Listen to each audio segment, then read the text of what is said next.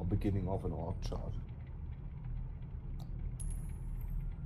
We are aiming to get enough people for all these ships, which is pretty difficult because we already have several hundred in our ships. Wow. You can fly out with NPCs, and as soon as, for example, I fly out a Constellation, it's a four member crew ship. And as soon I take three NPCs with me, and as soon as I get into trouble, someone can hop in and take the role of the NPC. That's a cool feature. Yeah, because otherwise this is not possible to organize. To come for help, that's then you are already down.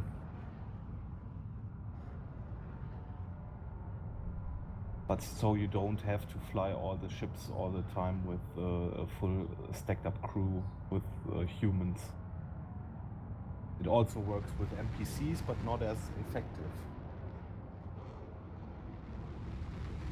And we will see how much skill how much skill is involved in all the stations that you can do, engineering station and science station and whatever. And if they are fun to play. That's the main reason I said that everything above my Idris frigate, which is about, 300 meters, 340 meters long, has a crew of 10 and can potentially take a lot more. Can park 2 single seat ships inside the bay, and this one is enough for a 50 person clan or a 100-person clan. Everything above, they are all dreaming of getting a Bengal carrier somewhere. This has a crew size of 755 people, stock crew, up to the current fiction. So there's a lot of things to do, and I think even as a big clan, you don't want such a big ship because people get bored on this one. Cannot say they 1 week always in the same position and reload the torpedo bay or something like that.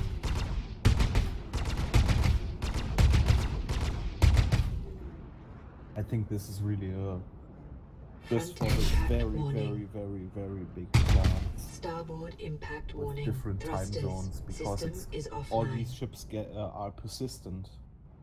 Above my Idris, there's the Javelin destroyer. This one is the biggest and most powerful ship that you can earn, $2,500, and there are just 100 out there currently. And yeah, this one you have to build from scratch. You have to buy everything, every weapon that you put on it. They are massive weapons, so you have to build it up, the interior completely, because it's fully Thrusters civilized are running version low. of it. And this one is the last non-persistent ship. So when you power it down, everybody leaves the ship or logs out, and the ship disappears out of the persistent universe, and you are Thrusters safe. are running low. Your ship, and all the other ships above are persistent ships, so you have to cover them 24/7.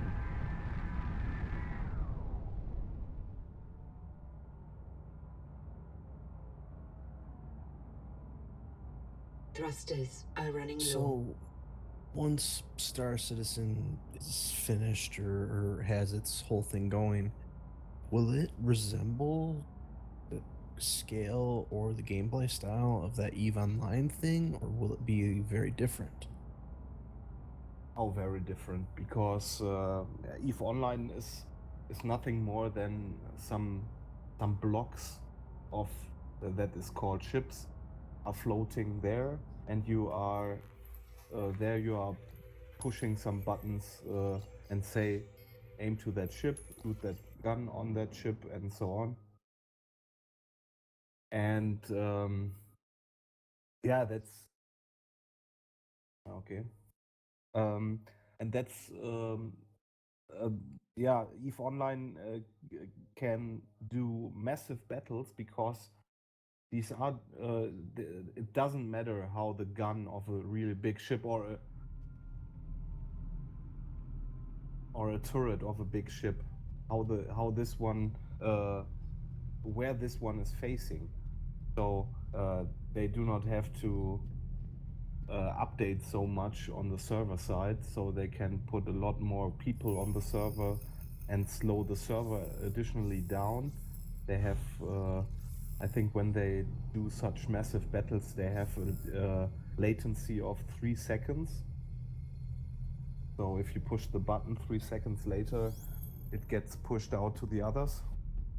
And because it's first person and yeah, a real combat simulation, you always need to know where your opponent is flying exactly to hit him, and where he is aiming the guns to.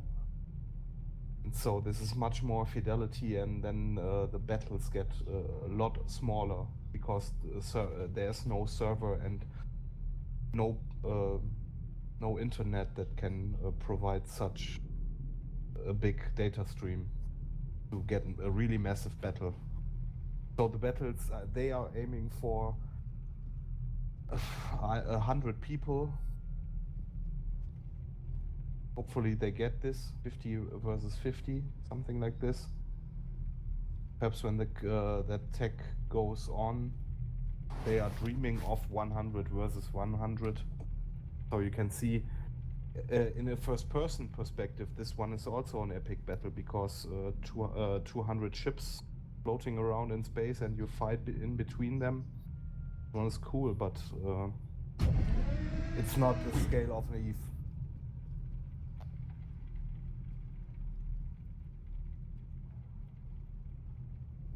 It's technically also totally different, and the end game is not like in Eve. The end game in Eve is trying to get the superhero of the galaxy, and then there are massive clans that are claiming territories for their clan, and they are fighting over this. This one is not, the assets are smaller.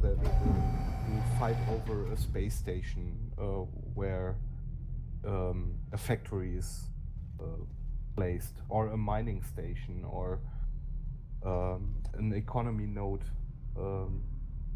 somewhere on the outer rims. But the whole economy consists of 10% of us, of the players, and the other 90% is calculated as NPCs participating in the economy. So no one can crush the economy like in Eve, where you can really say demand, and you can how do you call it? Narrow the demand, narrow the offers, and then as the demand is there, the prices get higher, and then sell the goods at the highest prices. And the big clans can really manipulate the prices in EVE Online pretty much. This one is not so much possible in Star Citizen. It's more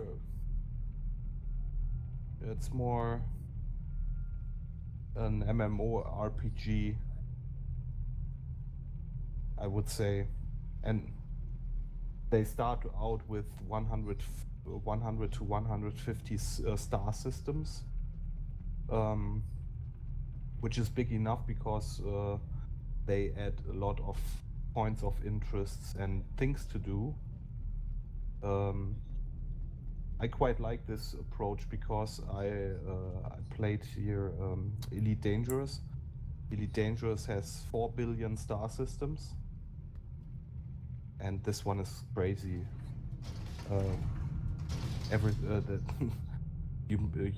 You will not meet anybody there, and it's boring. It's just going to one space station, load up some cargo, and sell it, and drive it, to transport it to another space station, and then sell it there for a little bit higher price, make profit, and then that's nearly the whole game.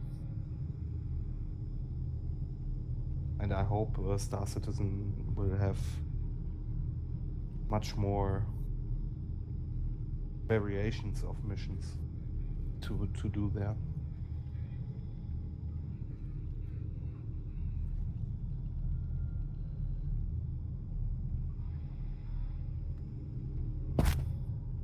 Yeah, I see these articles about EVE Online where there's like hundreds of thousands of euros that are lost because they take these Titan ships or whatever, and they accidentally get them in the wrong space, and then there's these day-long battles, and the servers are just massively overloaded.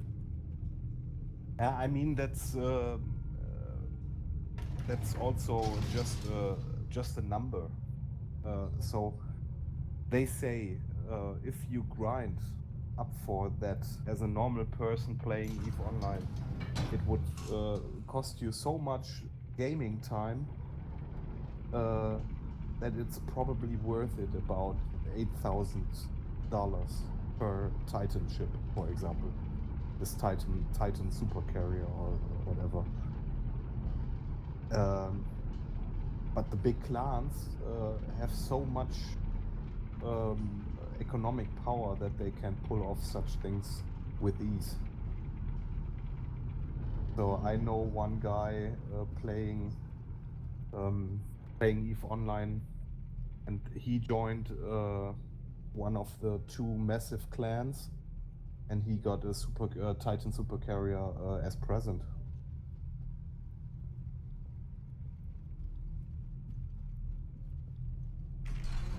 The problem in EVE Online, and that's the problem of EVE Online, that you have to grind. You have to grind your professions. You have to grind what you can fly, and so on.